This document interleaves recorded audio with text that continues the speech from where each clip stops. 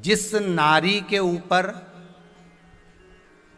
पितरों की छाया होती है, घर के बुजुर्गों की, घर के पूर्वजों की छाया होती है, ध्यान देना, वही व्रत श्रेष्ठता से कर पाती है।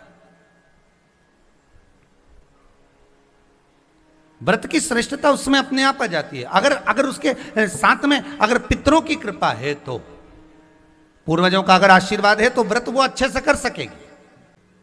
कि जिस व्रत के दिन आपका उपास है, सोमवार का, मंगलवार का, बुधवार का, गुरुवार का, तीज का, चतुर्थी का, पंचमी का, छठ का, किसी का भी अगर आपका व्रत है, और उस व्रत वाले दिन यदि आपको क्रोध आ रहा है, व्रत वाले दिन अगर आपकी प्रवृत्ति चिड़चिड़ी हो रही है, क्रोध आ रहा है, अपशब्द निकल रहे हैं, रोना आ रहा है, क्रोध आ रहा है, बहुत सारे परेशानी उसी दिन तुम्हारे सामने आ रही है, समझ लेना कि तुम्हारे घर के पितृ भूखे जरूर हैं, अन्न भाग मांग रहे हैं।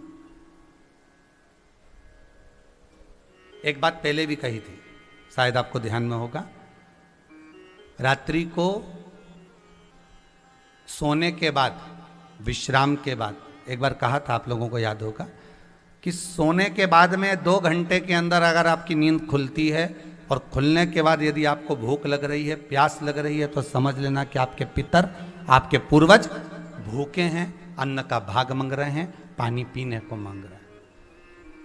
उससे नहीं समझ सकते तो व्रत से समझो। मान लो आपने व्रत किया और आपकी प्रवृत्ति चिड़चिड़ हो रही है, क्रोध आ रहा है, अपशब्द निकल रहे हैं, ताने निकल रहे हैं, या कोई कुछ कहकर चले गया और आपकी आंखों में अश्रु भर रहे हैं, आपकी आंखों में आंसू आ रहे हैं, तो वो श्रेष्ठ व्रत नहीं हो सकता, उसमें दुख है।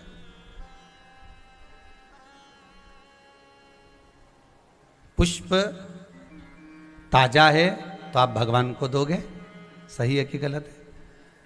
केला अच्छा है तो भगवान को दोगे, वो काला पड़ गया तो तुम भगवान को दोगे क्या? अंदर से गल चुका है तो भगवान को दोगे क्या? नहीं, आप भगवान को दोगे।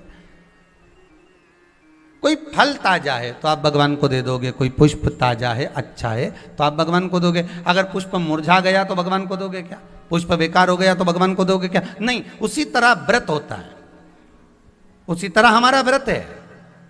जिस व्रत में हमको क्रोध आ रहा है, जिस व्रत में हम चिड़चिड़े हो रहे हैं, जिस व्रत में हम अपशब्द कर रहे हैं, जिस व्रत में हमको रोना आ रहा है, जिस व्रत में हम किसी की बात का ठेस हमको पहुंच रहा है और हम क्रोधित हो गए, हम रो दिए, हम चिड़चिड़ हो गए, समझ लेना वो फूल मुरझा चुका है, वो व्रत तुम्हारा बेकार हो चुका है, उसको भगवान स्वीकार नहीं करेगा। और जिस व्रत में आपके चेहरे पर प्रसन्नता हो, हम इस व्यासपीठ से कहना चाहेंगे कि जितने भी यजमान यहाँ कथा करवाने आते हैं, जितने भी यजमान यहाँ पहुँचते हैं या ऑनलाइन वहीं से बैठकर पूजन कर कर कथा करवाते हैं, हम उनको भी कहते हैं कि 7 दिन की आपकी शिव महापुराण की कथा है, 5 दिन की आपकी शिव महापुराण की कथा है, 9 दिन की आपकी शिव महापुराण की कथा है। शंकर की कथा, चाहे भागवत कथा हो, चाहे रामायण कथा हो, रामचरितमानस हो, चाहे गीता हो, जिस पुराण को आप बचवा रहे हो, जिस पुराण को आप करवा रहे हो, जो करवाने वाला होता है उसके चेहरे पर स्माइल होना चाहिए, प्रसन्नता होना चाहिए। क्यों?